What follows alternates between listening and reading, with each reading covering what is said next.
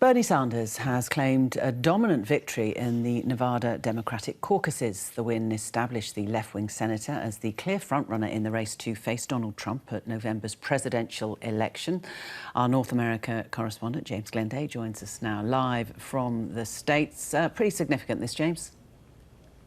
It feels like it, Lorna. It really does feel like a significant moment in this 2020 campaign. The biggest question that Bernie Sanders has faced really since he entered this race was, would he be able to build a diverse coalition, or would he try to rely on a fairly small core of really loyal supporters? And tonight's results seem to suggest that he is expanding his support into some Democratic Party moderates. The latest results project him to win more than 40% of the vote. Now, that's more than double the former Vice President Joe Biden, who looks like he's going to come in second with around 20%.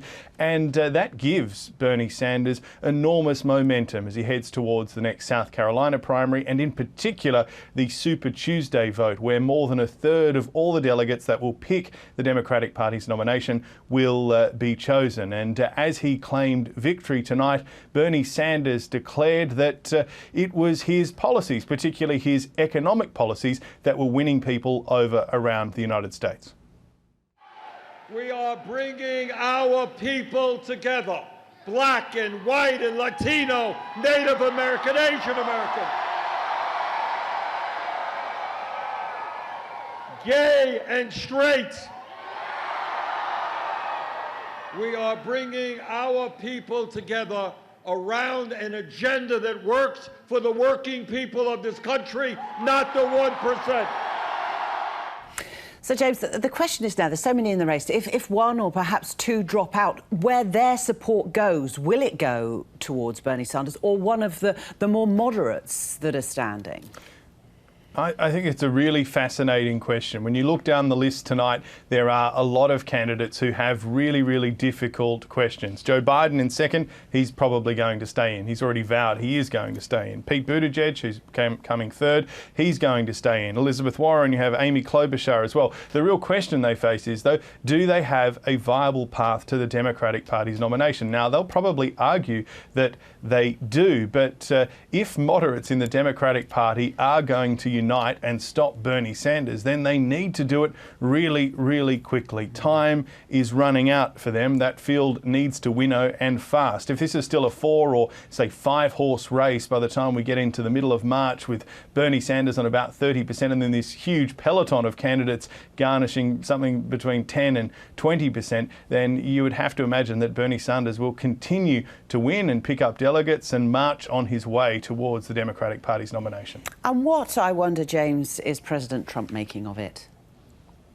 Well, he has tweeted that crazy Bernie should not be stopped. He congratulated Senator Sanders, although he didn't call him a senator. And I think that there are some really interesting parallels between what happened in 2016 and what is happening now. In 2016, there was a lot of discussion as to who was going to stop Donald Trump, which of the established candidates was everyone going to get behind. And now there's much the same discussion in the media here about which moderate candidate is most likely to stop Bernie Sanders. And as we saw in 2016, on the ground, Donald Trump was able to create the most excitement. He was able to get the most people to his rallies, and ultimately he was able to win the party's primary. And when you go out to Bernie Sanders events, you see that people are very, very excited. He attracts more young people in particular than a lot of the other candidates.